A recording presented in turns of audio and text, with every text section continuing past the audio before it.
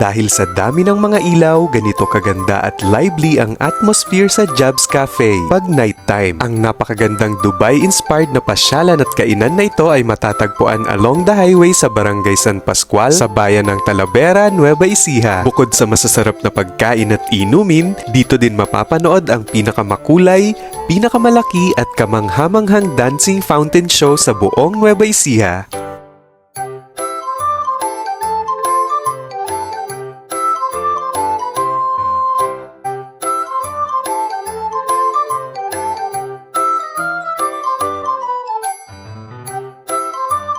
At kung nightlife naman ang hanap nyo, meron din sila ditong live entertainment. 350 pesos ang entrance fee sa Jobs Cafe.